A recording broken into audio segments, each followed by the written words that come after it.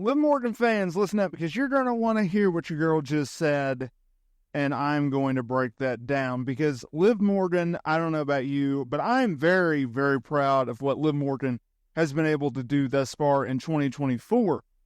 I look at various wrestlers and you deem them having a year. For instance, I deem 2023 as Rhea Ripley's year. I view 2023 as the rebirth of the man for Becky Lynch.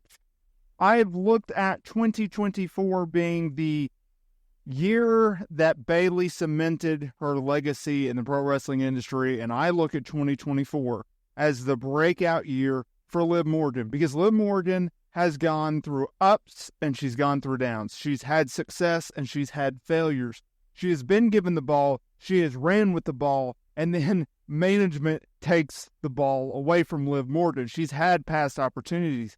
She's had a past championship reign. But what Liv Morgan is doing in 2024 is pretty freaking remarkable, especially with how everything started out. Because this whole storyline with her and Dominant Mysterio, Rhea Ripley, this was not the original plan, y'all. We know this. It's been very well documented. We know that the original idea was just to do a one-off, right? Rhea, Liv, they had some backstory going back to the summer of 2023. Liv, she had a legitimate injury. They needed to write her off television. Might as well get some heat on Rhea Ripley. And so they did an injury angle. Fast forward, Liv returns at the Royal Rumble. Fast forward, coming out of Mania, after Rhea Ripley had retained her women's championship over Becky Lynch.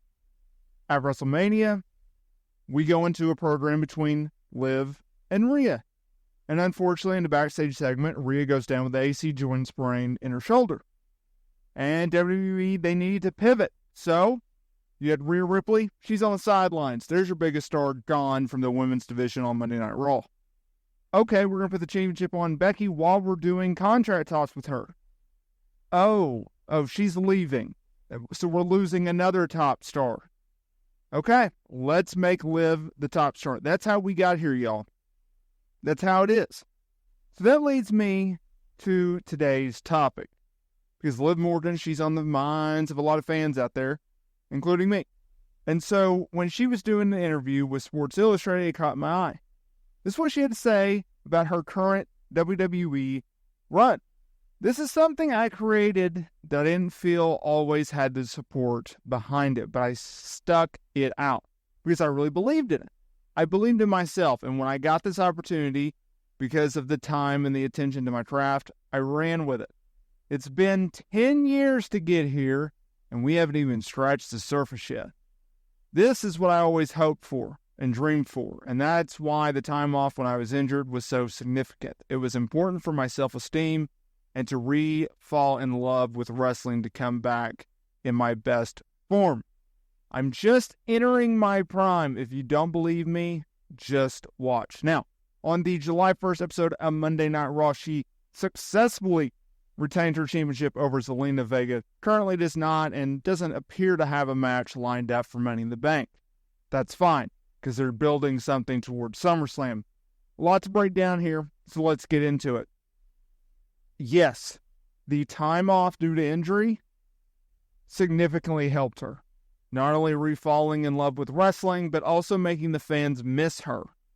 And if you notice, when she came back, she was put in a spotlight with Becky Lynch. She had a notable run in the Royal Rumble match. She had the Becky Lynch feud. Then she kind of disappeared from TV. She wasn't used at Mania, and then boom, right out of the gate, you're into the feud with Rhea Ripley. So WWE, they always had plans for her, despite the fact that she missed WrestleMania, right? Also, the ability to get where she is now, she had to go through the injury. She had to go through the hiatus. She had to go through the arrest. She had to go through the return. She had to go through all the pivots and the valleys. That's what shaped Liv Morgan and her feud right now. And it is, hands down, the hottest thing going on WWE television. I speak of the July 1st episode of Monday Night Raw. They're getting more and more and more risque with her and Dominic Mysterio. Right now, I think that match was a little overbooked, right? You had outside interference by Rey. You had outside interference by Dominic. Zelina looked just silly because, she threw a chair at Dominic's face, right? Turned, and it fired up Liv because she's psychotic, and boom, hit her finisher, 1, 2, 3. Liv is the champion. So, it was someone for Liv to beat. It was someone to have a tie-in between the Rey Mysterio and Dominic Mysterio match. So, I'm not necessarily faulting them or knocking them for booking said match. I'm fine with it. I did a previous video talking about, if they can't get Rhea and Liv lined up for SummerSlam, well, who do they get, right? I don't know. I pitched a few names, and y'all can go check out that video on the main channel.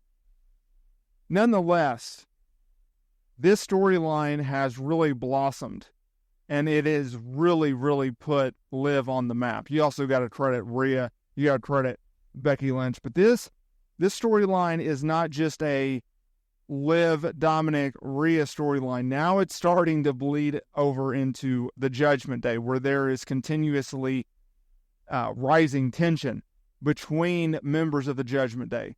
Dominic and Damian Priest and Finn Balor, right?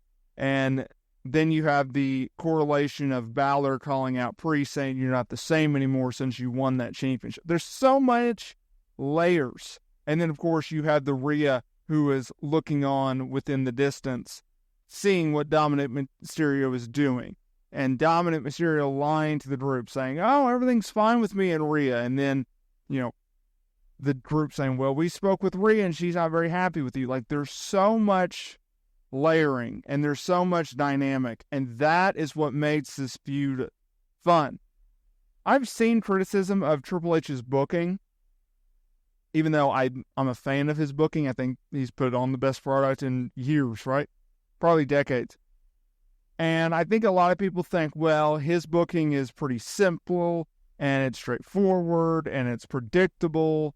And it's like, yeah, but that's usually good. And then you also look at it as something like this, or the Wyatt Six, or Drew McIntyre and CM Punk, where there are multiple layers and various angles, the Bloodline storyline, obviously, different angles and ways to get around things, right? Like, that is what makes this so special. That is what makes it so fun and interesting. And that is something that Triple H is excelling at. Hey, y'all, real quick, make sure you join the movement and join everyone in smashing, obliterating that notification bell so you are notified every single time we upload new wrestling content here to the channel. Hit that subscribe button as well. Thank y'all so much for your support and help changing me and my family's life. And I will see y'all next time.